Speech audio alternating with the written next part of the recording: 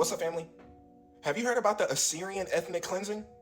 The Assyrian Genocide that was led by the Muslims in the Ottoman Empire in the 19th century that ended up unaliving more than 400,000 Assyrians, displacing more than 1 million? Well, if you haven't, you heard now.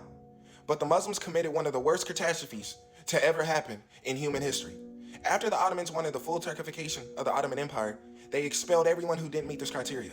In my last two recent videos, you'll see that it included the Assyrians, the Armenians, and the Greeks. In 1913, the Assyrians were predominantly Christian just like the Greeks, and because of this, they were subjugated to persecution and were actually able to witness each other's genocide happen side by side in Van province, leaving over 100,000 Assyrians dead due to harsh conditions by the Islamic authorities that they were subjugating them to.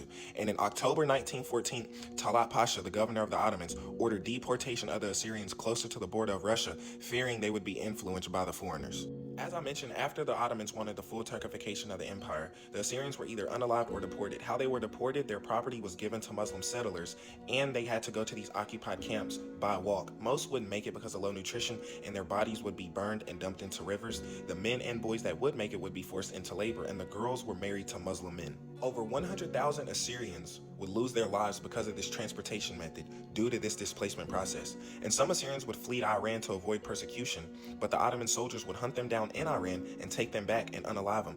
And when Russia would take land from the Ottomans would counterattack and would unalive everyone in the village that was taken by Russia, even if they didn't contribute to Russia. And an eyewitness, Judad Ardova, says her family was captured and forced to convert, and her husband and 5 sons were unalived because they didn't convert. And in the town of Haften, the governor Hadev Boy ordered all Christian males that entered the city to be beaten until they were unalived. In 1915, in the province of Diyarbakir, the commander Rashid justified his unjustified unalivings of Christians by arresting them innocently, making them surrender their weapons, showing they were a possible threat. And during the war in 1915, the commander Rashid informed imprisoned Christians they would be released by boat to Mongol till the war is over, but he actually got all the Christians on a boat to the Valley of Food, where every single Christian was unalived, resulting in the 300,000 Assyrians losing their lives because of this method. And this genocide did not stop until the Ottomans were conquered in 1923, and it happened for a century. And some Ottoman soldiers were able to receive punishment for their crimes, some didn't.